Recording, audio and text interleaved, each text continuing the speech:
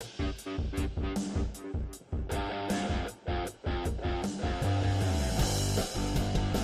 right, welcome in. Hanna Time. Cornelius Brad Hanna, Global Sports Broadcasting Network. We're going to talk a lot about the NBA draft bust, trades in the NBA, a lot of NBA tonight. Then we'll roll into some baseball. Got a nice question for you. We got NFL topics, like always. NFL is year-round, right? And I got a Neymar soccer rules for sex that his girlfriend gave him.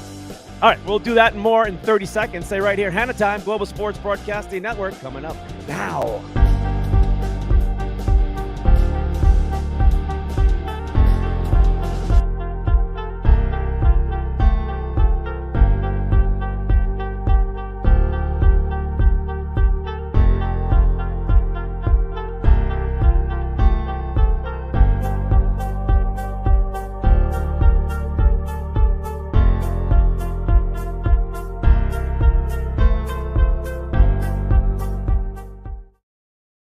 Welcome in, Hanna Time, Global Sports Broadcasting Network. Cornelius Brad Hanna. It's the 22nd of June. Yeah, we're into summer right now. It's heating up, and so is the NBA with the NBA draft. We'll talk about that and what's been going on tonight on some of the storylines itself. But the all-time NBA draft bust, I'm going to go through them, at least a list that I came through and agree on. And there's probably a few more that you may want to throw in there. But the names you'll listen to will be like, oh, yeah, that guy, yeah. And also the number one pick overall, the Spurs got him. It was obvious. Wembanyama, who is 7'5" in sneakers. Is he going to be a bust or is he not? There's a lot of great chatter about him being this generational kind of player. And we've heard this before with other players, and just a few get to do that. Is he that or a bust? And we can go down that line of big guys just bust. And we'll know more about this guy. He's 19 years old, but we'll get into that also. Also, NBA, let's say Major League Baseball. We're going to talk about, is it destroying itself with the ultimate interleague play with their baseball schedule, where you just eliminated a lot of the rivals and things like that around baseball. And, they don't play within the division as much, right? We're going to break that down, talk about it. I'm going to give you 3 strong points why I disagree with it and why they've lost a lot of its luster. And it's kind of fallen into the track of NBA playoff postseason. You might as well just make it one league of American League and one league of National League and let it play out. Top 6 teams go. I mean, the divisions doesn't really matter as much as they used to. And you can probably still spend the amount of time on the schedule the way you are doing it this summer with the same teams are going to play interleague-wise, or is it really interleague anymore? Because it's going to be what it is. We'll talk about that. If I didn't lose you. Soccer's great. Neymar got a girlfriend. Gives him 3 rules for sex. You got to hear this. It's going to come up at the back end of the show, though, but you're going to have to wait for it. All right. NFL news updates and the NBA updates about trade. Chris Paul being traded. How does that benefit Golden State, or does it? And what is Washington doing over there, right? Is this part of their rebuild by getting Poole in that trade? And who's available in the offseason for the NBA itself? How about the players in the NFL? Some veteran players still lingering on out there. We'll go through that also. And then Mark Mancini is going to come in at the bottom of the hour to talk about this and more around sports itself. All right. And if you're not watching us right now live on Facebook or YouTube TV itself live, you can find us also on Instagram, Momentum TV Plus, Viva Network, Tiki TV, Herigo TV, LinkedIn, and let's see, Twitch. Also, you can throw it in Twitch and Roku TV also. All right. If you want to find Hanna Time, just look it up, or ASAP Sports Network. That's the big one there too. All right. Sponsors rolling at the bottom of the screen. If you got that, you got Love Always Win t-shirts, Meta One, stable coin itself, Dr.REDDY gastrologist, and also the book, A Peaceful War, and GEED, Conscious Active Balance Active Wear. Nice Nice set of clothes for women itself. I'm waiting for the men's brand to come out. All right, you can watch that and follow it up the bottom of the screen, all the sponsors coming through. But let's roll into the sports topics of right now that I just kind of threw at you a little bit.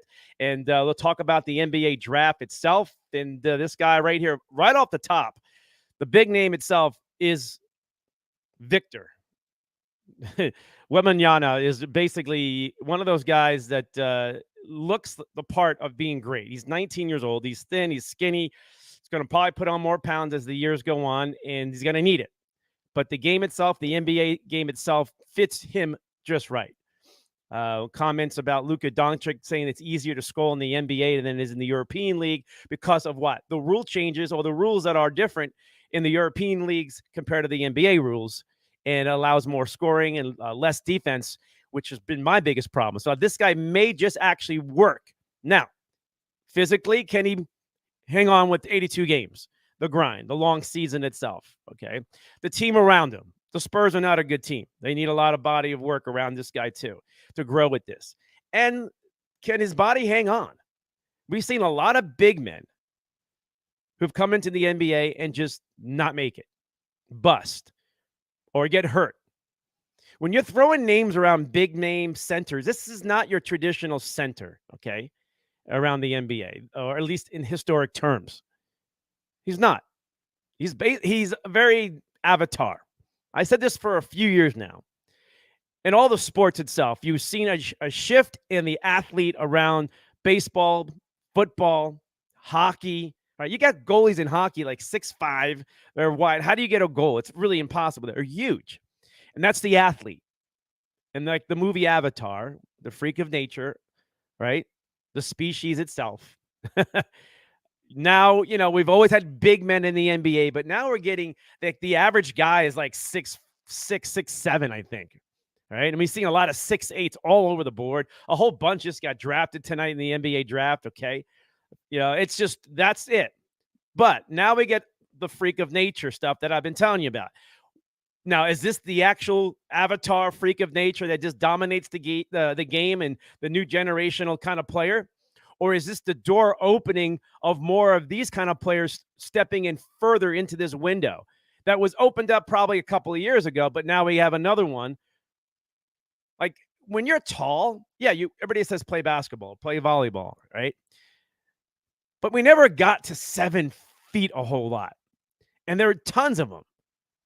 And a lot of them don't even play in the NBA, but they're playing basketball all over the world. Now we got one who is 7'5" in shoes, okay, and sneakers on the court. That's big enough. We saw Sean Bradley. We watched him at BYU, and he just broke down a lot. He had a little game, right?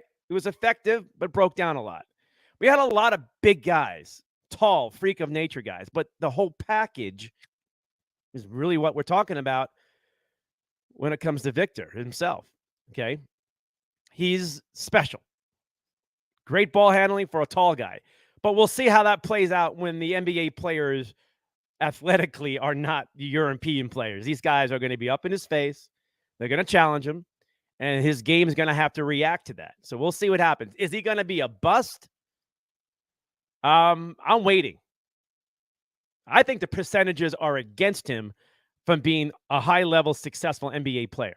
I think it's just way too much hype. And if you're watching the NBA draft, it's just beyond hype. It's to the point where we've seen so many guys get drafted, and only a couple of them really become significant and relevant to a team. Okay? And they're all jumping on, the Murray and the Doncic, the Joker himself, Jokic. Both of them drafted by Denver, and were able to build a championship team around them. Both players not from the United States. 5 of the first picks in the NBA draft tonight, not coming from the United States itself. We've been seeing this a lot more. Now that the fact that foreign players are becoming more impactful, or, when Luka is there, right? And that impact that he had, and now you had Jokic's impact itself, and players before that making a big impact. Remember Petrovic before he got killed? I mean, there have always been players. And people in the NBA seem to fall in love with the European player. And they got game, but to hype it up so much We'll have to wait and see. But maybe this game of the NBA way it's being played these days fits a softer. I'm going to call him soft. I don't think he's tough. Wembanyama is not a tough. Does not look tough, and the NBA is not tough. That's my take on this guy right now. But we'll see. I believe he'll be fine. Well, anytime you're 7-5 in the NBA, you're going to find yourself on a team and you're going to have opportunities. But where's it going to go? As a number 1 pick overall, you're supposed to be way up there, right? Way up there. And they're talking generational stuff. We're talking like the next big top dog, elite player that dominates the game for the next 20 years. If he can last that long. Your body's got to last that long. And big guys have a hard time. But we'll see what happens with this guy itself. And speaking of teams in the draft, the NBA is the only draft where teams can have multiple picks up and down the board. It's just like a lot of teams don't seem to care too much, when you have a draft pick. Because a lot of them are busts. A lot of them don't work out. A lot of them are just 1 year out of college, and it takes time. And they'd rather go after a free agent and build that way. But if you look at this list right now, 1, 2, 3, 4, 5, 6, 7, 8, 9, 10, 11, 12 teams having multiple picks, like 3 or more. Right? That's incredible. And you can build a team quickly through a draft if you've done your homework and you've done it right and you're able to pick off a couple of them. Doesn't always work that way. If you look like the Phoenix Suns, they've had a couple of busts in the past too. We're going to go through that. Where are the NBA's busts? Let me go through the list of the busts that are on the NBA, the history of it too. I think you may have heard about Sam Bowie, Trailblazers, number 2 pick overall. Number 3 was Michael Jordan. I mean, I'd like to take that one back. Sam Bowie was a great college player, though. Sam Bowie was a dominant player in college, just broke down and just never was able to get there. How about Dennis Hobson, 1987, number 3 pick overall, the Nets. The Nets picked him up, New Jersey Nets at the time, right? This guy's, they had Muggsy Bogues was picked later, Horace Grant, Kenny Smith, KJ Kevin Johnson, Reggie Miller, Scottie Pippen, and the Nets. Hey, this is why, right? But maybe Hobson could have been a better player with a better player like Michael Jordan around, right? But there's a bust. Purvis Ellison, national champion, Louisville, 1989, number 1 pick overall. Never nervous Purvis. Basically out of service Purvis. One of those players where he basically never played more than 70 games in one season. Big guy, great talent, great college, just never materialized in the NBA. And basically your body breaks down pretty quick too. It's just a different game, different tempo of a game in the NBA and not like college and not like European basketball itself. Joe Smith, remember him? Nice talent. Everybody loved him in college too. Warriors, number 1 pick overall, 1995. And they passed up on Kevin Garnett, Jerry Stackhouse, Rasheed Wallace. Right. That's why it's a bust, folks. That's why it's a bust itself. Michael Olowokandi. Remember him? Clippers, number 1 overall, 1998. Vince Carter was in that draft. Paul Pierce was in that draft. Dirk Nowitzki was in that draft. It just, that's how it plays. But, back then, college was more intimate about the draft. Players were playing at least 2 years, 3 to 4 years, especially, you had a mature, developed college player coming in. And that was a big deal. Now it's not like that. Now it's a crapshoot. Now it's like a gun ball. It looks nice inside the glass little gumball machine itself, and you're hoping you get the right one. That's really what it comes down to, right? Does it blow a bubble or not? And a lot of time it pops, and they're a bust. Kwame Brown, Wizards. Remember this guy, 2001, number 1 pick overall. Michael Jordan, first signing for Jordan himself. Didn't quite work out. Tyson Chandler, much better player he was. Paul Gasol was in that draft. So you never know what's out there, but if you do your homework and you understand the game itself, some organizations do it right. Some get lucky, okay? Darko. Remember Darko Milicic from going to the Pistons in 2003, number 2 overall? Good old Darko. This is kind of like the Sam Bowie story right here, right?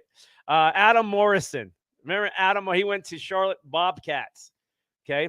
And they could have had like Brendan Roy, which is not Rudy Gay. All right. But Adam Morrison itself, great shooter coming out of college. Just everybody fell in love with him. Couldn't miss a shot, right? Didn't go well in the NBA. Didn't play up to it again. So we're wondering about the number 1 pick overall, the number 2, number 3s, and 4 tonight in the NBA draft. Out of that group, maybe 1 or 2 of them, the top 10 will actually shine in the NBA. And the other ones will have some roles, they'll stick around, and then disappear or become the big bust for being drafted so high. Greg Oden, monster player in college, just continued to get injured, and just this guy looked like the beast of, the generation of centers to keep going into the future itself, right? But Greg Oden, his body just didn't play. It just fell apart. It was just sad to see. And the fact that Kevin Durant was picked right after him has got to hurt Portland itself and the Trailblazers itself, right? Because he went to the Supersonics, Kevin Durant, right? Anthony Bennett is another one that people remember itself. 2013 Cavaliers, okay? How about Dragan Bender? Phoenix Suns, 2016. Okay, didn't go well. All right, some people thought that guy was a risky draft at number 4. They were right. It didn't work out.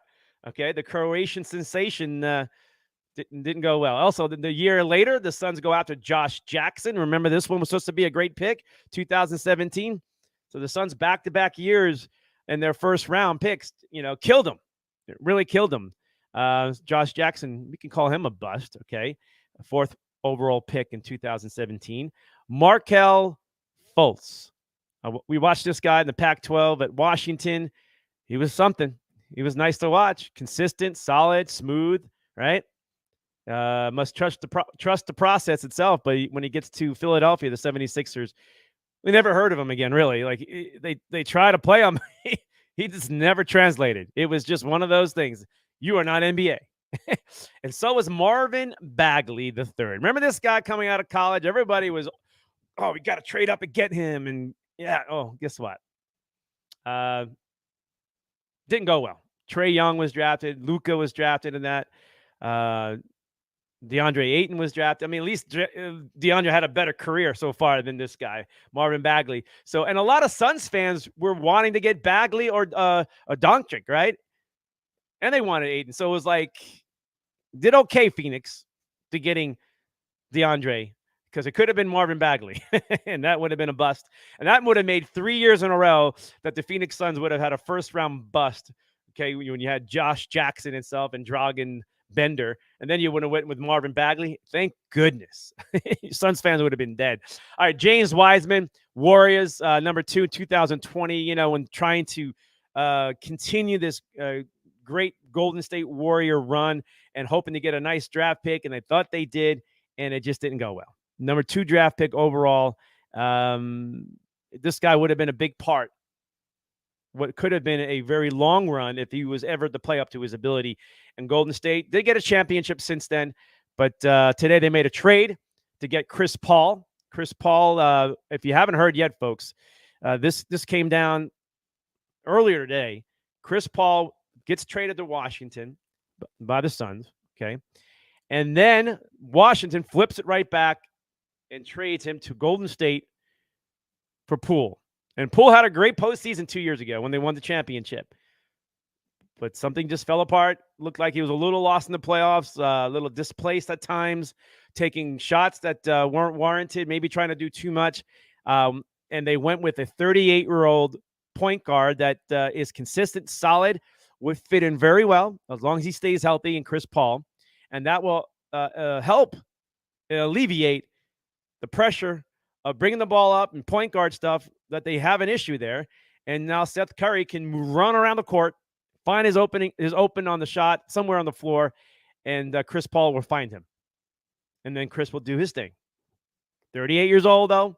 We'll see how much playing time he gets in there. But, Draymond Green is not there anymore, at least for now, Golden State Warriors. And are they going into a different direction? And you're thinking for Golden State, right? In this situation, why the heck would you go with a 38-year-old guy at this point? It's kind of like what the Suns were trying to do. Try to like get some veteran leadership, which is really big. And it really did hurt Golden State down the stretch. But if you don't have Draymond Green in there, you're missing a big piece of your championship team that you had, that big run that you had. And you got to fill that gap in. Golden State's got a lot more work to do. This does not put them right back up to the top. All right? It doesn't. We got to wait and see. There's a lot of trade rumors going on right now. Some draft picks were traded within the hour, okay, during the NBA draft. Some teams just switched up their draft picks. There is one more potential trade out there that has nothing to do with the draft, at least we know, is Paul George. Clippers is out there for a trade to a team. They're dancing him around, and the New York Knicks are on him right now. They're supposedly in good talks, conversation. Does it happen? Did it happen already? We'll soon find out, but that would help Knicks out really big. He's a 20-point scorer, and you got Jalen Brunson there. This would be a great matchup with the team, the Knicks, that got further than they have in many years in the playoffs, postseason, and a team on the rise with a young talent. Get a veteran like that, put it in. Wow, the Knicks could be on the move next year in that Eastern Conference. That is definitely a winnable conference for what we watched this past season itself. All right, there's all the trades. Porzingis is on his way to the Celtics for what we know too. Kind of strange picks going or trades going around the NBA itself. All right, all this will play itself out. And as we went through the big draft busts and things like that around the NBA, history of the NBA, we'll have a few. Every league has them, okay? Every league has them. But we do know this once again. When you have a guy like Wembanyama, who is 7'5", who is supposedly has all the tools, he's skinny, he's 19, he's got to grow into that body, grow into the game, grow into the NBA, and hopefully he has enough talent around him so his game can improve and he stays healthy. That's all the things that has to happen for this next generational guy that they're all talking about. I said this before, and I'll keep saying it again. We're going to be seeing a lot more guys. The NBA is going to be 7 feet and above at one point. And the athletes and their bodies and whatever it is going on are hopefully going to hold up. Historically, big, tall guys, not the norm, right? And especially when you're playing sports. But the athlete is different than ever before. We've always had big athletes, right? But they never had the 5 tools. When you're thinking about 5 tools around and tall, big, giant players, like in baseball, Aaron Judge, right? 5 tools, hands down. Tall, big monsters. He's a tight end. Everybody was now looking for a tight end to play baseball, right? Ohtani comes in, tall, big, does everything, right? So there are other players around Major League Baseball, but when you think about it right away, the monstrous athlete with all the tools, right? Is Victor that guy? Are the Spurs getting that guy? It's all set up. They all bragged about it, right? Let's bring in Mark Mancini. Mark, I keep saying this is the avatar. Oh, let me get this guy off the screen. The avatar itself of the athlete. Okay. Can you hear me? Yeah, I can hear you. All right, good. All right. So we're going to see more and more tall athletes. The NBA's, the small guy in the NBA will hang around, but eventually it's going to get phased out. It's going to be really hard when when Magic Johnson showed up as a point guard, it didn't quite take off for that position as a point guard, but that was many years ago. That's going to happen now. I mean, everybody's over 6 feet for the most part. We're talking 6'5", 6'6", right? That was supposed to be tall and big back in the day. Now that's the average. Now we're looking at, you got to be at least 6'5", 6'6" to hang with the size in the league of the NBA. And now we're going to a lot of 7-footers.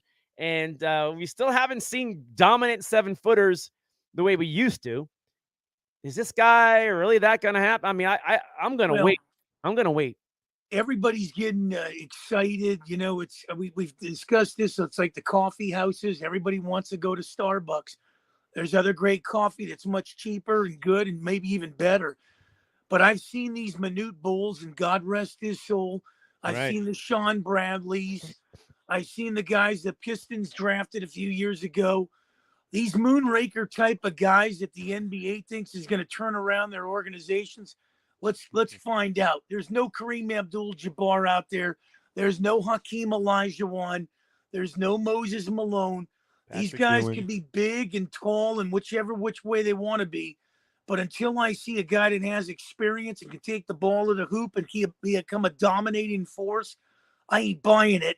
And, when I look at Zion Williamson that came out of Duke, here's a guy that should have woke up and, bought into whatever they were selling in the NBA. This guy's going backwards.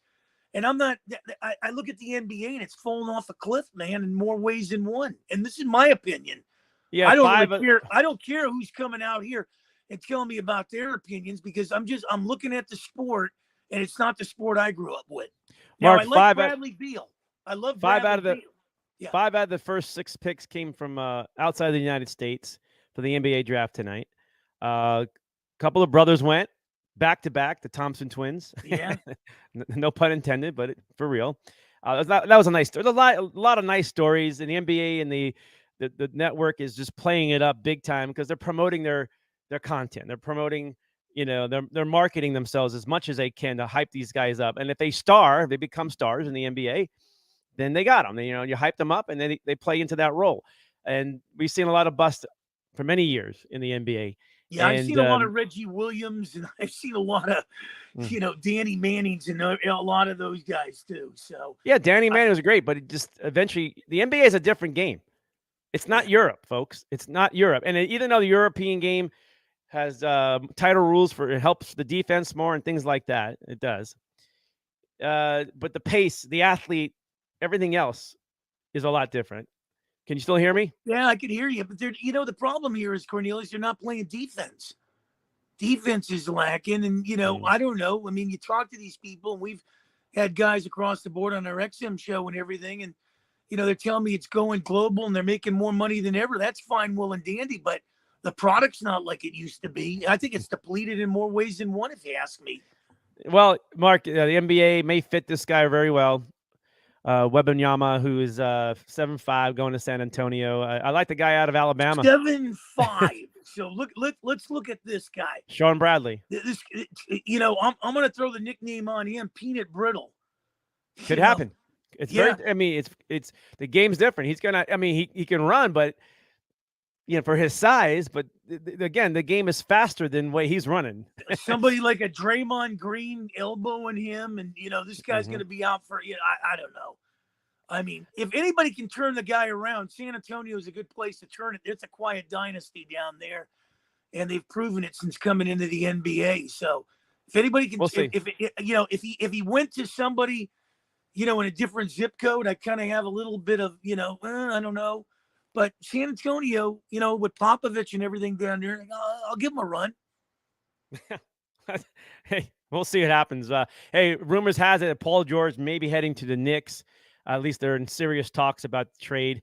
I don't know what the Knicks would give up for that, but we'll have to wait and see. I think Obi Toppin is maybe on the way out, from what I heard in New York. So he may end up in the Clippers uniform, and the Knicks getting Paul George. I think there's like Paul George. I mean, I really do. I've talked to him numerous amounts of times.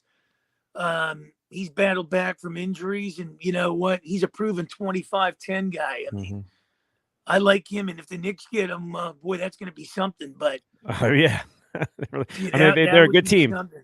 They're a good team, and they'll add a 20-point scorer along with Jalen Brunson and Julius, and it's a whole different game there. As long as George can play defense, because Thibodeau likes defense, and he's going to have to make sure of that. All right, Mark, we're going to shift gears. We're going to go baseball here. MLB, are they destroying themselves for what they did with the baseball schedule, not playing enough division rival games within the division? They stretched it out. Everybody's going to play each other every year itself. I'm going to read this. This is what some comments that I thought about, and I need to share it with you first, and then I want you to jump in on it, okay? So the fact that Major League Baseball wanted to be in all their players to be in every city to showcase, market, the whole thing. I get that. But here's the downside of this, okay? For one, you remove the one-to-one direct impact by playing teams in another league. Like when you used to play the interleague games, it was more impactful. Like, oh, the Dodgers are here for the first time in 5 years, and like you can talk about it. It's gonna saturate it, right? When the idea is to make the playoffs from your own league, though, right? Meaning you have no chance of fully controlling your own destiny. You'll have to rely on another team to play hard, etc. Right? That's the whole idea, right? So, number 2, does not promote rivalries, though. The rivals that matter. Right? This is what makes sports, and it keeps people talking about it. When you don't have that going on, it becomes a blur. In the same way college football works, though, right? College football still has it, and it's going well, but they're getting closer to what everybody else is doing, where it's getting oversaturated and it's going to get boring because the way they're stretching out the conferences and adding more teams, like Michigan, Notre Dame, USC, right? Michigan, Ohio State, Florida State, right?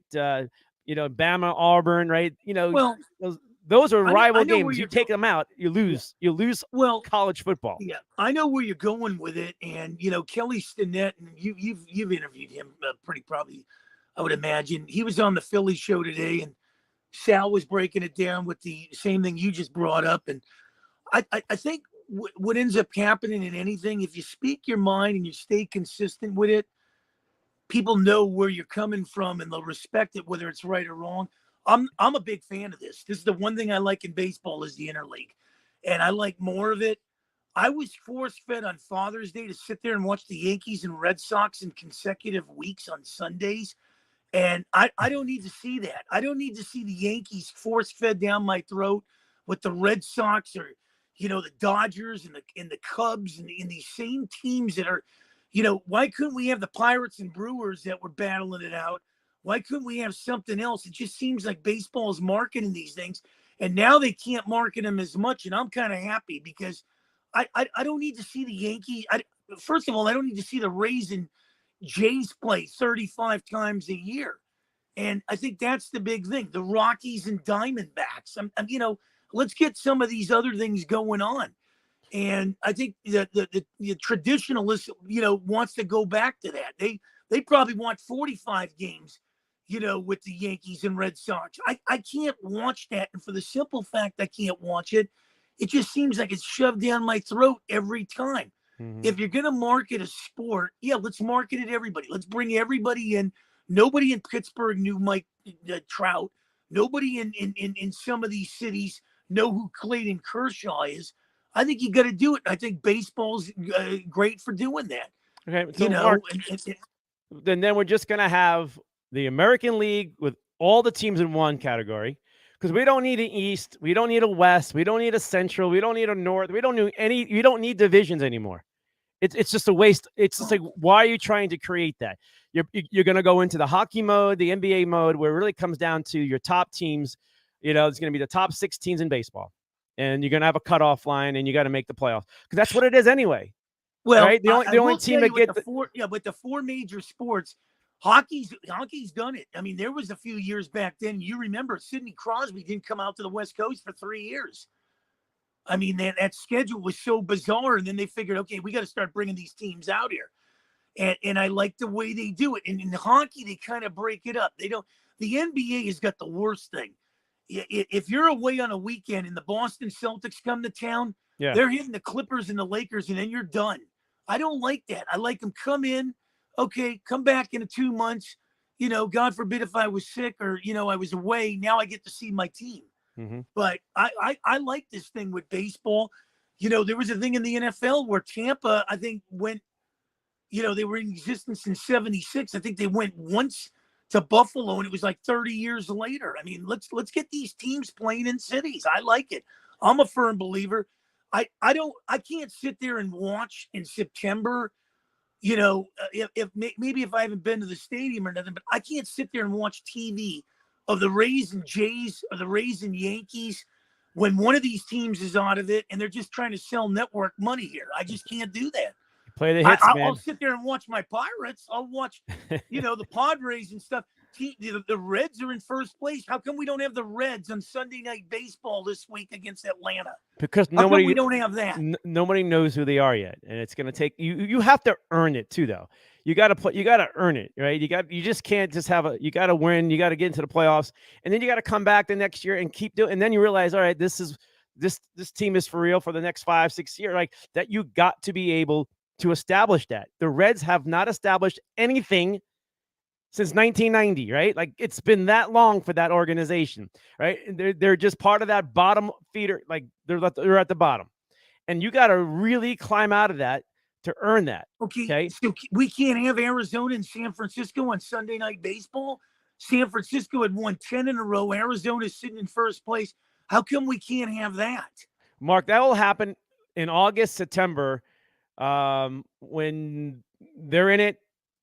The pennant race, everything else, and then that's what people's interest will rise up a little bit. Everybody gets on the float then, and then they go, "Oh God, I got to buy the hat, and I got to do this now." Hey, one more thing about this interleague scheduling that it's changed a lot. It's changed baseball. It's completely changed. They've lost what they've had in the past. They can always go back if they wanted to, but those characteristics, those unique ones, right? The only thing that remained until this year was the division league rivals that you had, and that's not the case anymore. I mean, they'll still play each other, but when you're battling for first place, you're trying to get that AL East, the AL West. I mean, when you're fighting for that and you're trying to knock off your team, your rival, and knowing like if you knock them off, they might even make the playoffs, right? Well, but now they got a couple of wild cards. Also, the tradition part of it of baseball is now lost, right? It is totally different. The more modern tradition, the strike zone's different now, right? You got the DH, right? You got small ball, versus the bloop and bomb teams, right? Who's playing that out right now? We know the small ball teams are the way to go, and what is more captivating is the bloop and the bomb, right? Right. So one more thing, Mark. What was captivating is when you had powerhouses in a league, in the National League, right? I mean, in a lot of ways, you may not like it, but the Dodgers have been owning the National League for a while now because they've gone to World Series multiple times. They've been always at the top, NLCS stuff, and they're that team, right? I don't know if it happens this year, but that's what you like. That's what you want to see, right? It could have been any team, right? But they were the team that was doing that. And now that the Diamondbacks are there, it's fun in a lot of ways to see who can knock off that team, that Dodger team, right? They've been up there for so long. And the Giants, have been back and forth. Now it's the Diamondbacks that you're like, oh, this is going to be fun to watch. That doesn't happen anymore if we lose division rivals. Nobody's going to care. Well, not only that, how about the Rams are going to be playing the Packers this year, and they'll probably build that up on, Fox or anywhere else they want to build it up. And who cares about two teams that may win a combined 7 games total the whole year? But it's the Packers and the Rams, and we got to showcase that. I mean, come on, man. Sooner or later, you got to say to yourself, no matter how much I'm trying, nobody's buying to watch this. They both suck. Nobody needs to see it. I realize it's tradition, the Packers and the Rams.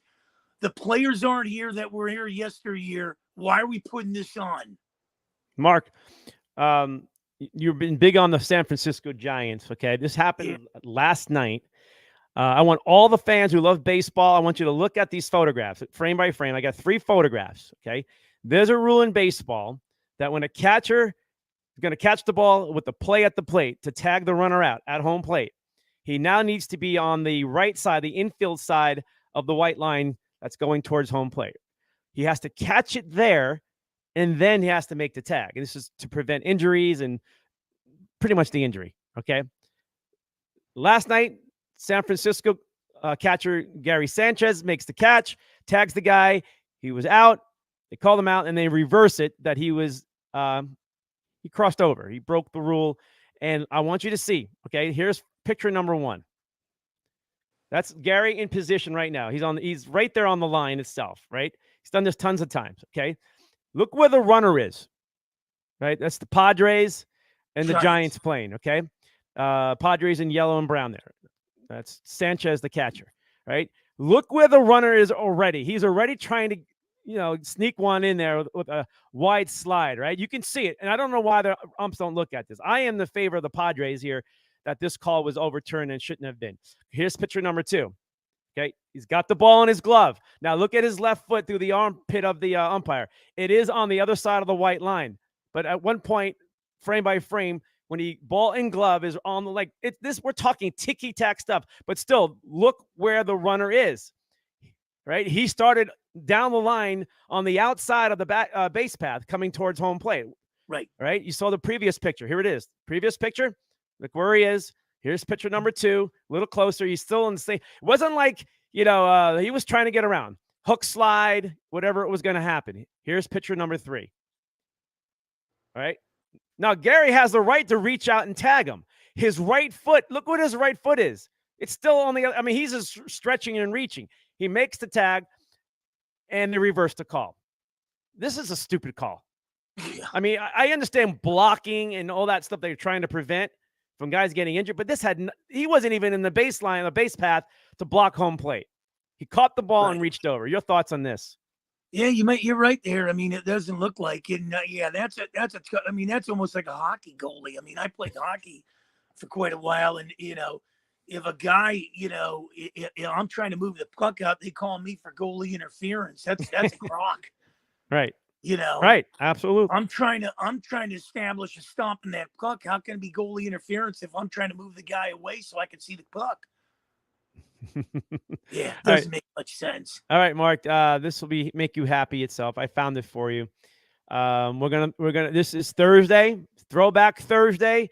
This is the closest you're gonna get with the Pittsburgh Pirates. Oh yeah, baby. The old hats, the Roberto Clemente hat looking. They brought back the gold. Right. Yep. It's got that 70s feel. Yep. Even though this is the City Connect uniform, but it's probably the best looking one. It doesn't have this freakish saying on or whatever weird or something that's like, it just says, it's for Pittsburgh, PGH, right? And they're going to have black pants, just like 1979. Yeah. They got the gold top with the black pants and the gold stripe down the side. I mean, this is really probably relates more to the fans in Pittsburgh because it's classic, it's old school. That's connecting with the city, not these sayings, lost this and amigo that or Habibi this. I mean, think about it. You know what? And when you looked at Baltimore and some of those other ones, I mean, they should have did the orange and black. They put Baltimore in white, but yeah, the Pittsburgh one. This is definitely We Are the Family. Stargell, Parker, Garner, Tim Foley, Bill Madlock. This is a tribute to those guys and what they stood for in the 70s, winning 2 world titles, 71 and 79. I love it. Typifies the bridges, the steel industry there. And more than anything, it's almost the grit and the grime of bleeding the black and gold. I mean, that is nice. Mm-hmm. That's a real good one. The reason why I like it is because it's not what it says on the front of the uniform. When you're reaching out to different cultures to represent your city, are you forgetting there's multi-diversity in all cities that you're playing your games in? No matter if it's the NBA, whatever sport it is. To me, it's embarrassing. So you know what? I'm Lebanese, right? I want to see Habibi on a uniform. Okay. Not only do something. When you look at these, Cornelius, you look at the White Sox, the Pinstripes, South Side. You look at the Cubs, Wrigleyville. But then there's some that just don't make sense. I mean, I don't know what they're reaching out with. The Padres, the Marlins, have a good one. It kind of has, the whole. But there's some teams that haven't come out yet, and there's some that just like, who did your marketing? Kansas City, I can't quite figure out. The Diamondbacks, I can't quite figure out theirs. I feel like the Diamondbacks over the years have like 20 different uniforms that they went through and different looks and stuff like that. But finally they're breaking through this You know, season. It the looks like. Reds kind of went, but they did it quite different than the Pirates. Because if you look at the Reds, I thought, in some ways the Reds could have, kind of got back into the '70s style, but they kind of, and then the Rangers, I don't know what the heck they did. I mean, there's just some teams that, just don't know, some of the teams are going back to them baby blue They are. outfits, the Cardinals, the Blue Jays, some of them. But then when they go to this other extreme with the Connect, like the Mariners look like a good one. Atlanta, I mean, that old, what the heck are the Boston Red Sox doing with this yeah, yellow? Like it looks like UCLA Bruins or yeah, something. that's the first thing you saw when you thought of that one. It doesn't make sense. It does. I mean, it's like first of all, where is the yellow in Beantown? I still don't get it. Where is the yellow and the blue? I mean, There's no tradition there. I mean, there's yellow for Boston Bruins, I the guess. Yankees haven't come out with it yet. The Mets, I think the A's haven't come out. But see, the A's, what they did is they went back to that Kelly green look, and that's a sharp looking one on their Nike ones. But yeah, here's the Reds. One, this is the Reds one. It just says Cnty on it. So which you is fine. You look at that one. And you look at this one. You kind of look at the Pirate one, and the Pirate one typifies the '70s. Why did the Reds go to black? They should have went to like a white or something to symbolize the '70s with Rose and all those. Somebody thinks black is the only thing that you transition to when it comes to like the NFL uniforms and like it's kind of like it's overkill, and I'm done with it. I'm done with it. They just dropped the ball on it. It seemed like. Yeah, the Dodgers the same. Now the Angels have a good one. I don't know if you've seen the Angels. The Angels, that's a pretty good one. It kind of trans into what the Dodgers was just. I don't know if the Dodgers were trying to copy the Cubs, right? But Wrigleyville is a nice one. I like Wrigleyville because of what that is, but the Angels one. I'm trying to think what it looked like. I think it just says Angels though, but it's kind of like, right? It just says Angels, doesn't it? Yeah, and then the Rockies was rated one of the worst, along with the Orioles. What does the Rockies say? I don't even know what they say. I don't know. It looks like something out of John Denver's record label. Maybe they were trying for that. Too much. All right, look, I got the Angels one for you here. I just called it up real quick, and that's a popular one. Yeah. This is what it's kind of it's sort of old schoolish because in the old days that was the Angels scripted on their front of their jersey, but they changed the other side of the overall look of it. But the Angels itself, across their chest, was old school back in the day, like Nolan Ryan days. Again, this is the Pirates. I mean the Reds and the Pirates. So again, I like these because they still connect with their team name. They're not going out of bounds a little bit. Because again, when you start going out of bounds and you're going into different cultures and things like that, then you're gonna have to make sure, like, if I'm an activist and I want to say, you know what, I want my culture now. I want a uniform for us. The only one that I really like was the Phoenix Suns when they went with the Native Americans look. Well, the Golden State Warriors, when they had the Aquaman on there, that was playing terrible. Hey, I mean, come on, man. I mean, the most horrible one. I don't know. It wasn't City Connect, but it was the Islanders with the guy on it with the. Oh yeah, it looked like something out of the fish. The fish Gloucester. Yeah. That's why they sucked for so many years. How about the Kings? The Kings with the Burger King. And I got a buddy in Vegas that says Vegas has one now. Their alternate says Vegas across it. It doesn't look like you put 2 cents in this. That damn jersey's going for almost $350. All right, it's supposed to glow in the dark. Why? All right. Coyotes in Arizona, a couple of storylines, but this is their throwbacks, like their connect. No, you gotta go back to that Indian look, man. I like that. This one, I'm not a big fan of this. Oh, I like this because it's still got the Aztec looking or native bottom half of it. I don't know if you see the lower part of the, it's still there. I know which one I was going to bring that one out too, but the Coyotes too. There's a story, Mark, that there are 3 locations in Arizona, 2 of them Mesa, Arizona, and one on the reservation. Ironically, we're talking like that. And the one on the reservation was where originally where the Cardinals may have been building their stadium before it was now in Glendale. But this one here is right in the same area on the reservation itself. The Phoenix Rising soccer team played there for many years. Now they have their own stadium somewhere else in Phoenix. But this is the area of Mesa, Tempe border on the Mesa side. And then further in Mesa, there's another location. They're really hot on this. They don't feel pressure, the Coyotes, to make a decision on their arena itself, but they have 3 spots. Their first choice is the one in Mesa, the old Fiesta Mall. The second choice is right there at the Tempe Mesa border on the Mesa side of it. And the third choice is the one on the reservation. The only problem with the res situation is there's restrictions on certain things that will not be allowed for the Coyotes to have full freedom to do what they want to do, and that's the only sticky point. And but that's the third alternative for the Coyotes I believe this is going to happen. It's going to be the same deal they're going to put out there, and nobody's going to have to vote on. Nobody's voting on it. This is just going to be, I'm buying your land. Right, I'm buying the land, and I'm going to build. I'm building my home, and that's that's the thing. Because if they don't get what they want this go round, this team should just move to Houston and call them the Arrows. You never know, right? You never know. All right, so let's move into some football. Okay, I have a. Well, let's go to this football story first. This may be fun for you to watch and listen to. All right, I'm going to break this down for you. This is Brazilian soccer player Neymar. And that's his woman. Okay, and I guess she's expecting a baby. All right, now she's given Neymar 3 rules for sex. Okay, you want to hear it? Yeah.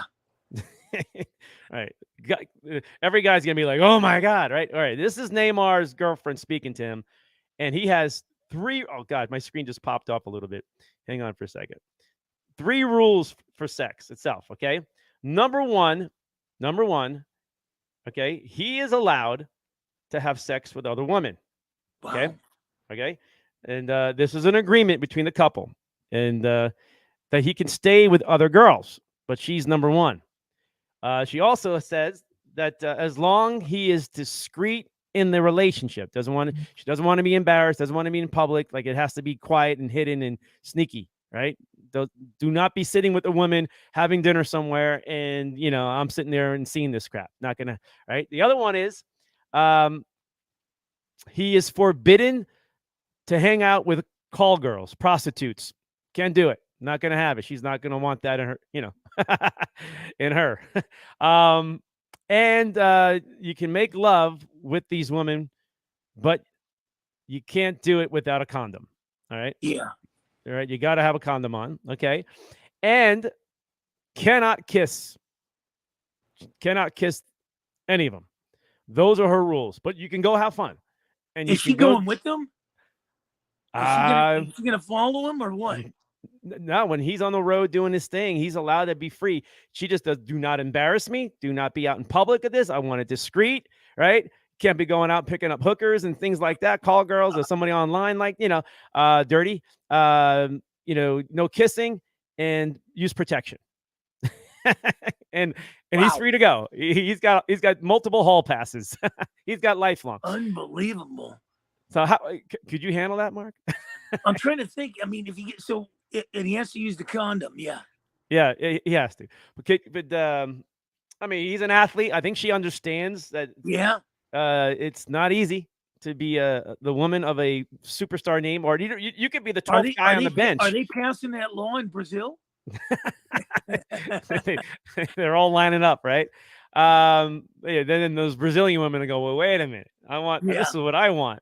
But I understand she's very open-minded, obviously, and she probably likes his money, and all those above things, and it looks like they're expecting a child. So she probably wants to make sure this is all intact. So she's going to do whatever she can. And if she's okay with it. Oh, he's with the maid now. He'll be back in an hour. That was Arnold Schwarzenegger. That was Arnold. I'll be back. Yeah. I'll be back, Pam. Yeah. Oh, boy. But anyway, I'm just throwing it out there. You can say she's a cool woman for that aspect of it all. Well, And she's better than who was the guy that was pitching for the Pirate? Chris Benson's wife. oh, I heard about that. Oh, remember her? Yeah, there's probably a lot of women like that with their She guys. basically came out and said, I remember when he was at the Mets, if she found him cheating, she would sleep with everybody on the team. That's how you get him back, right? Wow, that's how you get him back. Oh man, but Wow, think about I your remember teammates that. and stuff like that, man. Like, you're a teammate and you're still like, that's to me as a ball player. Yeah. You do not cross that line. You do not cross. And there's some dog players out there who will do that. And that's not good for the locker room. That's not good for chemistry. That is not good for anything, you know, even in your own mind and stuff, that you're going to show up every day and look at your teammate and knowing that you're messing around with his wife. Well, and things go like ask Golden Tate. Remember, they shipped him out of Seattle real quick. Yeah. That was another one where kind of a weird situation with him, Russell Wilson and Wilson's wife or something, right? Yeah. I remember that one. Yeah. I mean, if you're an athlete, you better play by the rule too. Stay off and away from your teammates' wives and girlfriends. Just stay out. Yeah, there's other girls to look at. You got plenty. They're at your door, at your hotel waiting for you. Why do you got to mess around with someone and your teammate that you got to go play ball with and have this camaraderie out on the field and just go? Yeah, I remember in the heyday, and you probably don't remember it, but I remember growing up, Dennis Eckersley was with Cleveland, and Rick Manning was the outfielder, and there was a situation there, and then they got rid of Dennis Eckersley. I don't know if Manning was messing around with Eckersley. It was something there, but how about the other one? That made news, and also we remember Wade Boggs having a girlfriend in every city. I think it's Patterson. No, it was Wade Boggs. You know, when he was with Boston, I think he had a girlfriend in every city, if I'm not mistaken. Yeah, you can look that one up. Back in the 70s, it was Rick Manning and Dennis Eckersley. No, the wife swap. Was it? I don't know what it was. Yeah, it was. It was Fritz Peterson and Mike Kedich. They switched. They swapped wives. Actually, it was the Yankees that they were on the Yankees. Well, no, that was if you looked up the Cleveland one. The Cleveland one was Rick Manning and Dennis Eckersley, and Dennis Eckersley ended up getting traded to Boston. I think that was in the 70s, somewhere in the 70s or 80s. Wow. I think I can say this. I'm going to try to show this to you real quick. I'm going to put this on the screen. This was the one that shocked everybody in the 70s, and maybe wasn't surprised now hearing about stories like this. But I'm going to pop it on the screen when I do it. This is 1973, is it? Here's the headline. I think it's the New York Post headline, right? Here we go. Oh, here we go. Right, there we go. This is Daily News. All right, death for mob pushers. Okay, but here we are. Below that, it says 2 Yank pitchers trade wives, Fritz Peterson and Mike Kedich. Right, and there they are, happy together. I'm sure they've had maybe some rendezvous as we're talking guys who were in their 1960s. You know, that freedom, free sex of whatever, and now early 70s. That's and the 70s were pretty wild. But here we are. That was a big deal. You're swapping wives. It was probably still doing it in the nursing home today. Mark. Oh my God. I don't know, man. I'm just rolling with a story. Could you? I mean, what? I mean, I guess you fall out of love with somebody and then you fall in love with somebody else's wife, but I guess that could happen. It's happened before, but who knows? Wives hang out together, when the guys are on the road, or who knows? I mean, these days it seems like all their little chickies are running around chasing them all over town, Yeah. You gotta look up the Eckersley one. That was a huge one. I do remember this. And that was with the that was with the Indians, Eckersley and Manning. I don't know what it was, but they shipped Eckersley out of town. I'm looking it up. And then the other one was Wade Boggs, like having a different girlfriend in every city. Sounded like Sean Kemp. All right. They were real close friends, from what you understand. Yes, you're absolutely right. I had a real close friend who stole my wife. How about that? Was that Eckersley and Manning? So Manning stole Eckersley's wife. Okay, Right. so Hall of Famer Dennis Eckersley slammed former Cleveland outfielder, now the Guardians, Rick Manning, for having an extramarital affair and stole his wife. I mean, stay away, man. I mean, if it's like you gotta have a code. You gotta have a code. That's like you know what? That's a cancer, man. That spreads like a wildfire. I know. You know, that's really, really bad. And Eck was really good in Cleveland for a while. Yeah. As a starting pitcher. And I wonder if this messed with his head, man. He kind of lost it. He kind of lost it. Well, Boston and Chicago, he kind of lost it a little. But man, did he find it with LaRussa in Oakland and St. Louis? Yes. I had a chance to interview him a couple times. I liked him. I loved Dennis Eckersley. Yeah. Yeah, he was a great pitcher, but those things can mess with the athlete's mind. Top 10 closer in my book. Top 10. Oh yeah, easily. At the point he was probably the best the game's ever saw. Bruce Sutter got his, and Rich Gossage got his, and Raleigh got his, and that was well before Hoffman and Mariana showed up, and those were the ones that we were always talking about, right? As relief. So in other words, doing the thing with Kip Gross and everything, we talked about the Eric Davis, Mookie Betts. He would take Eric Davis any day of the week. I'm taking Eric Davis any day of the week over Mookie Betts. Eric was pretty amazing. Actually. Yeah, he was pretty. All right. Preseason schedule, pretty much. No, I'm just throwing it on the screen. Just I'm sure you've seen this, but August 4th is the first game. It's the Hall of Fame. August 3rd, Jets in Cleveland, Hall of Fame game, and then it all starts that same weekend. So we're not that far off. The NFL season's not that far off. We're pretty much at the end of June here, right? June 22nd. Yeah. So, we got about 5 more weeks or so, 6 more weeks. You had a nice Father's Day, and then I had a nice anniversary yesterday. Good you go, man. All right, but there's still a football player out there, Kareem Hunt, running back. Yeah. Cleveland, or at least was Cleveland. Was with Kansas City for those years, but with Nick Chubb there in Cleveland doing his thing, this is a running back that somebody can use. I mean, there's a lot of running backs, but nobody seems to be going after these veteran guys. Maybe it's the contract, maybe it's the banged up body, maybe who knows what it is. But if you're looking for a running back and you have an injury, this guy's going to be taken pretty quick unless somebody can find a way right now.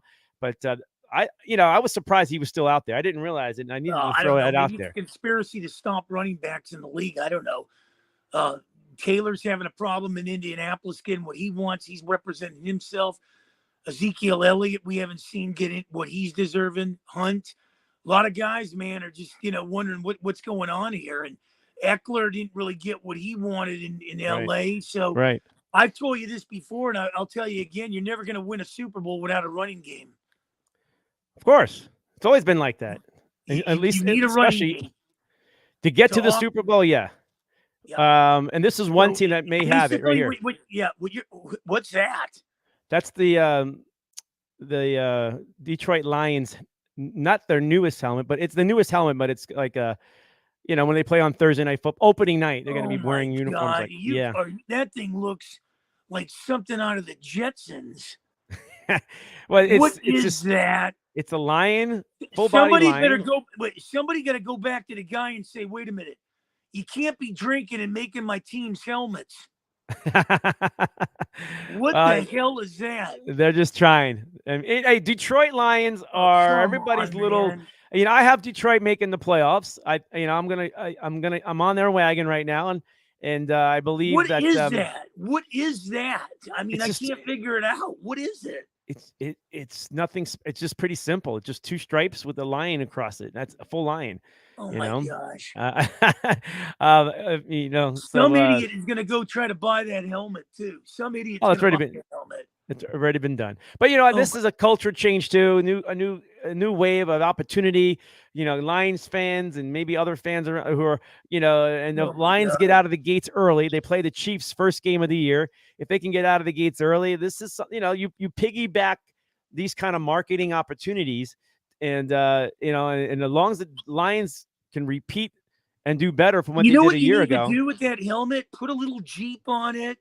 Oh, let Have me see some again. brush in the background. Maybe put a zebra on it. I mean, really, Zebra. what is this thing? What is this? You could put the lion from Wizard of Oz on it Oh and put my God. and that have would the look word better. courage. Yeah. Courage That on would the look better. I mean, what is that? put them up. Put them up. I can beat you one hand behind my back. God. I mean, you're telling me you're going to break kneecaps and you're going to do this and you're going to do that, and you come out with that? Yeah. Yeah. Oh boy, I know. I get you. Hey, Yeah, you're. I'm going to be missing you in 10 minutes here, but what's the deal? We're off for a couple of weeks.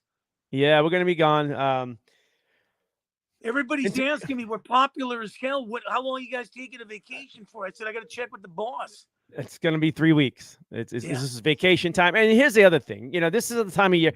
Yeah, we talk about the NBA tonight, and that's going to fizzle out once it's all said and done. You may get a trade here and there, right? You also going to get the NFL talk, as we wait for the, as we wait for the preseason to start and we start talking about it. Everybody's got their predictions, and we'll talk about ours. I mentioned mine already, but and then you have baseball, and this is really truly the quiet time of the year right now. NBA's done. You're gonna wait up. Baseball's got its draft I think in a week or so, but really it's baseball games between now and August. So they got 2 months baseball to kind of take care of business. Okay. They got like 2 months. Okay. And with that being said, I'm looking at the screen right now. I want to make sure there's no trades before we sign off. But baseball's right now, and it gets quiet. So why storylines are going to get slow. Yeah. The audience gets slow. I mean, people are out traveling. It's we just don't a get whole slow. different game. We don't get slow. Well, there's always a story. They can't get enough of us. But it's a good time of the year to take that vacay, and we all deserve one, and definitely going to be doing that itself. I'm just looking to see any more trades. The Mavericks made these are all trading away their draft picks, but nothing yet. Well, Poole went to Washington, right, for Chris Paul? Yep. Yes. I don't know why Golden State did that. Yeah, well, I don't know. Understand another superstar going to be a blossoming superstar in the city. Yeah, it's a young talent, active. Probably won't get hurt a whole lot, but something went wrong in the playoffs where he looked like Poole was a little bit displaced and taking shots, unwarranted things, and maybe they had enough of it. I don't get it, but you're going to get a 38-year-old Chris Paul. He's going to be consistent. He's going to keep that half-court offense in play, and you're going to free up, Curry. Curry's going to be running around, and he's going to find his spot on the floor. He's going to find him a little pick and roll, and boom. I mean, you can see it. And, Golden State will do well, but Draymond Green is out there. And I got a Draymond Green thing here somewhere. I know I did. Yeah, look at this, Mark. These are the 3 teams that are heavily rumored about Draymond Green. Wow. Dallas has made a trade too, and they're trying to free up stuff. They just got rid of Porzingis. I think they're trying to free up money. I think they're going after him. I really do. I know the Lakers would love to have him because they need a guy like that to help complement Anthony Davis and the aging LeBron itself. But the Phoenix Suns, if they can find money or find something there, they really don't have a roster, the Phoenix Suns. They have just, I think, 6 guys signed for next season. So they have other roster spots, but if you add this guy, you can probably still have a rotation of you can find D-League guys and throw them in there, But these are the 3 hot spots right now. I believe there's other teams in play. I wouldn't be surprised. Miami, and Miami always gets what right. They would have got Beal if Phoenix didn't beat them to it. Yes. So Draymond Green. These are the hot teams that people want to talk about. I say he goes to the Lakers. I mean, I really do. I think he goes to the Lakers. And whoever grabs him is going to be just fine itself. I was also wondering if the Boston Celtics, by trading Smart, yeah. Yeah, and Porzingis is like, come on. Like, I haven't heard all the trades today, all the big ones, but I know the one where Malcolm Brogdon wasn't coming. That fell through with the Clippers. Yes, yeah. That's trying. I mean, we'll probably have more. Maybe deals are there are deals on the table right now with teams. Like this deal with Chris Paul and Golden State is not finalized, but obviously it's been agreed upon. And there's other ones sitting out there, and it has to come down to like maybe a fitness check, Yeah. all those little things that have to matter before you sign the dotted line on this stuff, kind of Wow. stuff. I think Boston's in play for Draymond Green. The fact that they traded away. Philly would be a good city for him too. Oh, Philly would be great because they need to replace Harden. They get a better player, I believe, and a great compliment to Embiid. So, does he want to go to the East Coast? He would fit that city too. Grit. Oh, of course. Any East Coast team from Miami. I don't think there's room for him in New York, but I would be surprised. But Boston needs help. Yep. They need help. And so does Philly. Philly realize what they need to. That's a nice ingredient itself. But other than that, on the East Coast, Miami, who else? But Mark Cuban is going to go after him. He freed up some money, and Dallas wants Draymond. They want Draymond. What a show, baby. So we're it back. Was good. It looks like we're back. It looks like we can tell everybody July 20th. Yes. Okay. Yes. Right around that time. Yeah. Yeah. Mark, before we let you go, Mike Johnson on the show. Hey, Mike Johnson, good friend. Todd is in the house. 5-year-old Todd's created. Always good, man. Todd said a 5-year-old created the Lions helmet. Stephen Harris. Right. All right. Vince Caruso says Mancini rules. Joe Ziamba is in the house. An author for the Chicago Cardinals, right? In the Cardinal history itself. Paul in the house. Christine in the house. Good job, ladies. Belma, good job. Angel. A's the Angel. Charlie Lyons. Hey, Charlie. Good job, buddy. Ralph Williams in the house. Mary in the house. Ralph's a great guy. He's tearing up Beaver County radio in Pittsburgh now, man. Yes, he is. Tony in the house itself, and Brendan Grady, good buddy from Brooklyn too. All in the house. They're gonna build another bridge in Pittsburgh. Ralph Williams and Smoking Jim will have a bridge. I hear you, but we're gonna enjoy the next 2 months, man. Hey, don't be a stranger. No, we're just taking a small break. Yeah, that's all. That's all. We're not going anywhere. No one's gonna miss because it's you're gonna have 4th of July in about 2 weeks, right? Or actually a little, right? People are gonna be busy. This is the time you take vacations when you're in this industry, right? Well, that's the thing. People will go back to their husbands and say, "Well, shoot, we can't listen to Mark Mancini and Cornelius Brad Hanna for another couple of weeks." Okay, honey, where you take me to the movies? We'll just see Transformers 40 more times. No, I'm going to follow the Neymar story with his girlfriend, allowing him to have multiple women for sex as long as he has. He's got 5 rules to follow. I got to get out there, man. We got to do one of these remotes, man. Of course. We'll definitely this year we have to do one. I've been wanting to do one for a while. Come on. I know. Yeah. Okay, we'll set it up. But a couple of weeks away, and we'll have a lot more football stuff. But I'm focusing on baseball a little bit more as we get into August and because of the pennant chases and stuff like that. We got some hot streaks. Diamondbacks won again today. We're seeing if the Giants can win 12 in a row, right? Or was that Cincinnati who won 11 in a row? They lost today. The Reds are trying to win 12 in a row. Yeah, best start in 66 years. They haven't been relevant since 1990. Yeah. And all of a sudden, they got some hot players, man. It's like, it's unbelievable. This is baseball.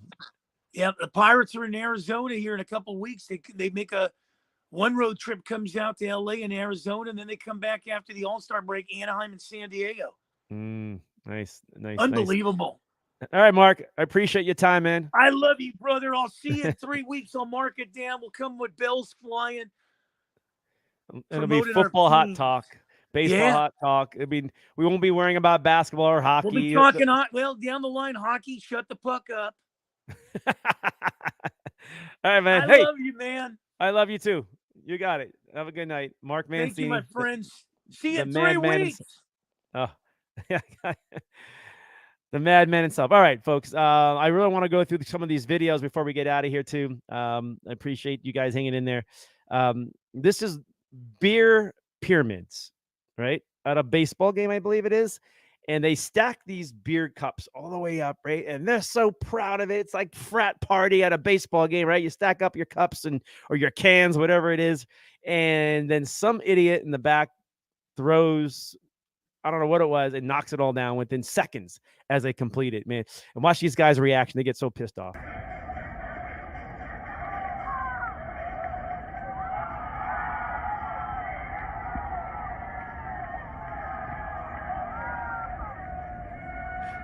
Yeah, F you, man. F you. I mean, what a great effort, right? But there's always that one guy who wants to mess with it, right?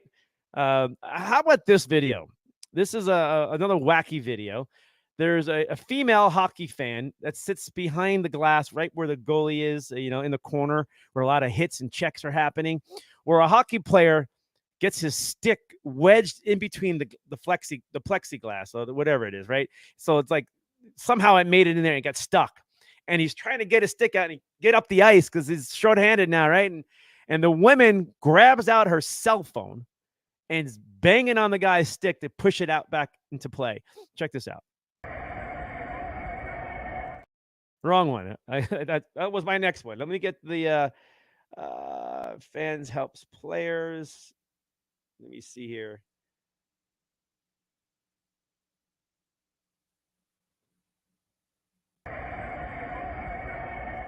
Thought I had it for you. Let's go with this video. This is after a soccer game in Europe. These players do this traditional thing. They take this big jug of beer and they bring it to one of the fans that they choose and let them drink it. Maybe the fans share it. No, I think football should be doing this with the NFL. Look at that. Now, come on. Look at that. That's celebrating with your fans. This is how it should be done in America. Those are giant beers. Look at that guy. Oh, beastie. Oh, one more. Yep. Don't drop it. That's pretty cool. I would love to see that in the NFL after a game's over, right? But, where are you going to get the beer from? Right? Got to have it ready. Somebody's got to get the tap open on the keg and pour that baby in so they can get it to the fans. That's pretty cool stuff. I think that's awesome. When I saw that, that's connecting with the fans for sure. I like to see if one of them can drink it and as we say, pound that beer. That'll be pretty impressive stuff. Let's see here. Roaring dog at a soccer game. Who brings a dog to a soccer game? Go, doggy, go.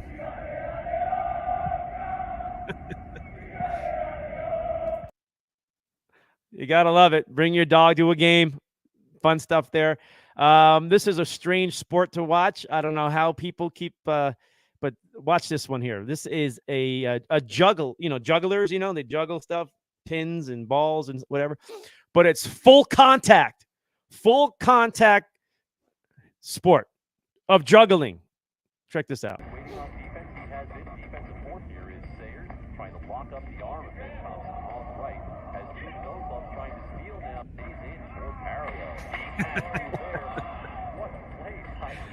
Unbelievable, man.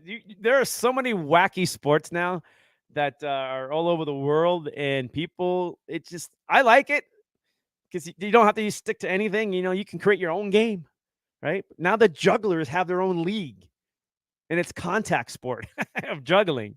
I'm just waiting for one of these guys to take one of those pins and get pissed off and just fire it at one of the guys. You're going to get upset. It's competition, right? And you're going to bean somebody now I got a problem. But hopefully that never, ever will happen. You've probably seen this video before. I do a lot of kayaking, but I don't go in the ocean anymore. And the main reason is because of this.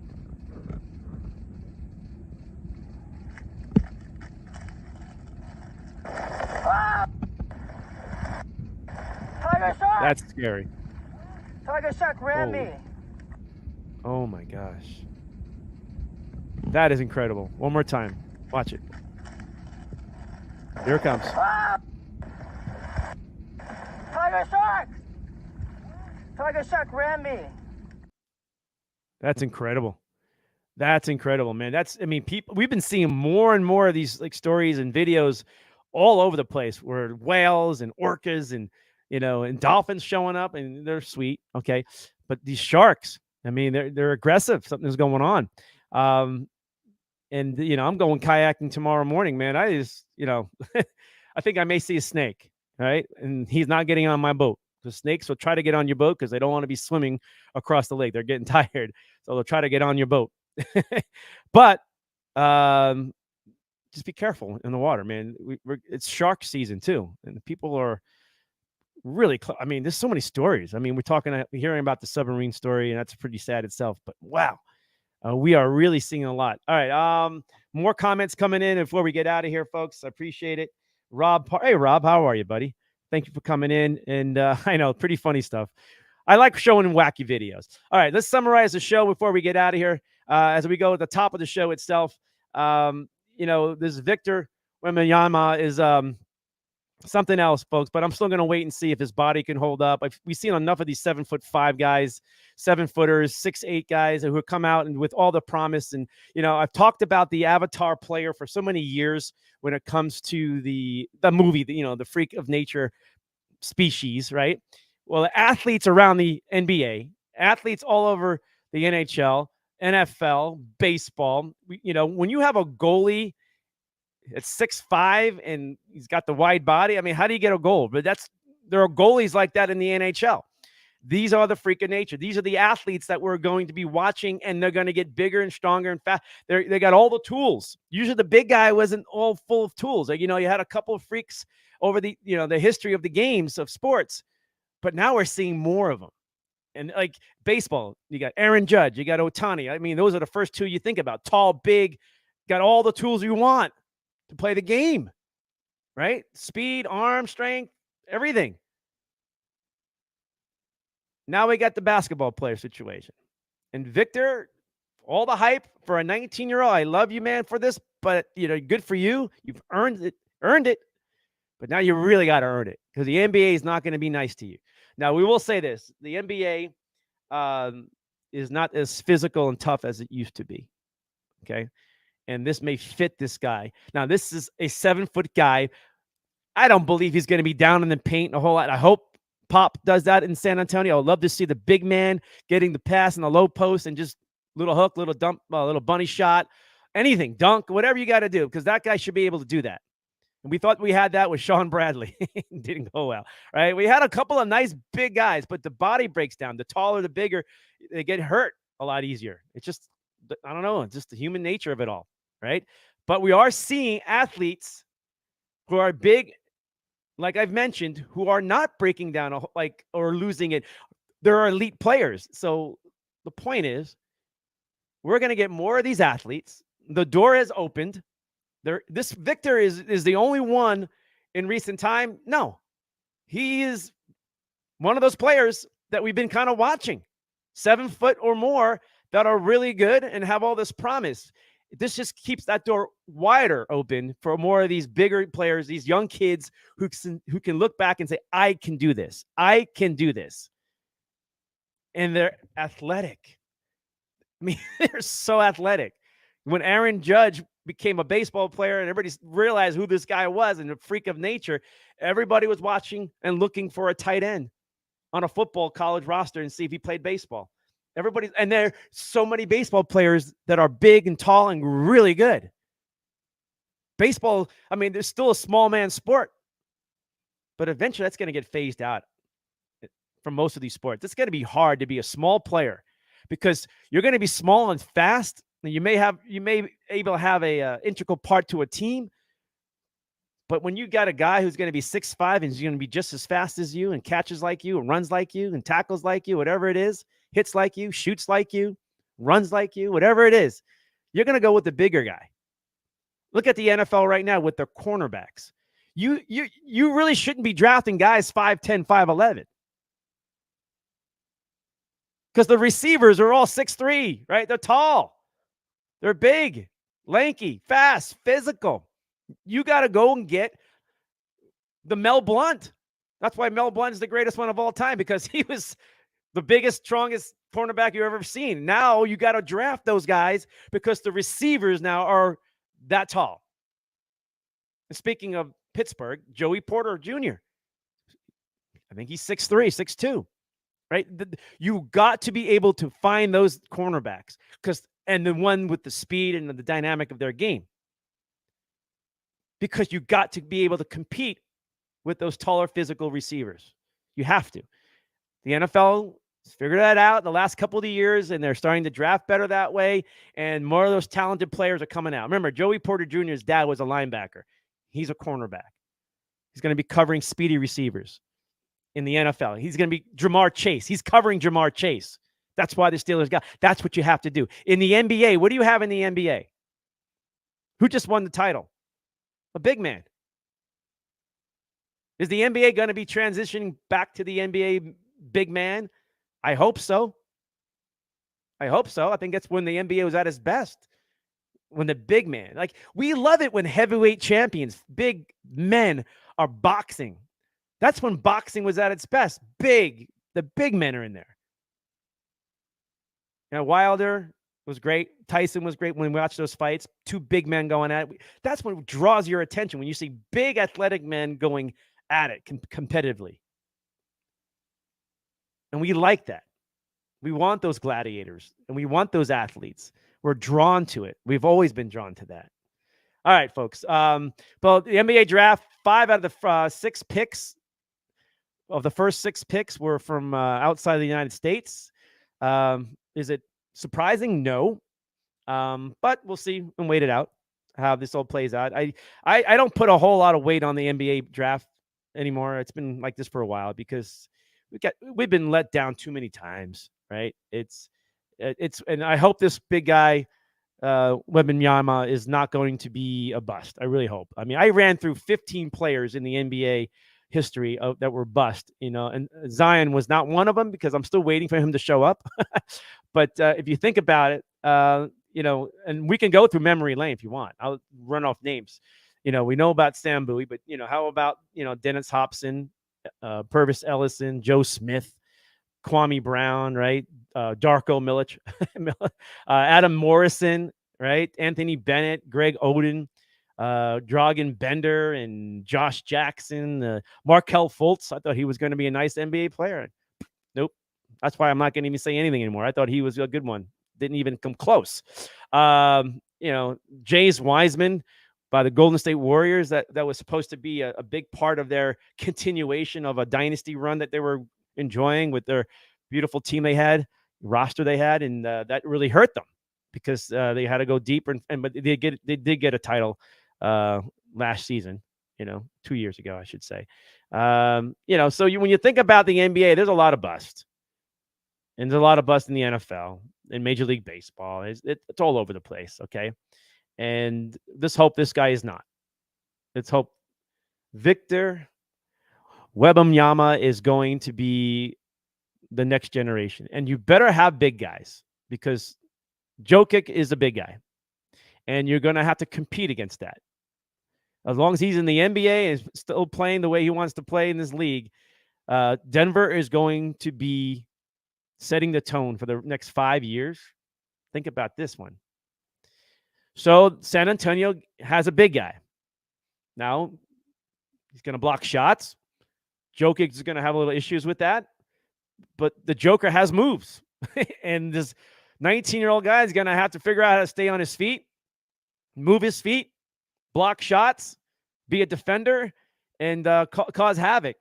Because these NBA players got many moves. And the great ones find ways to score and find ways to make things happen. And but what you're going to have to do in the NBA is find big men.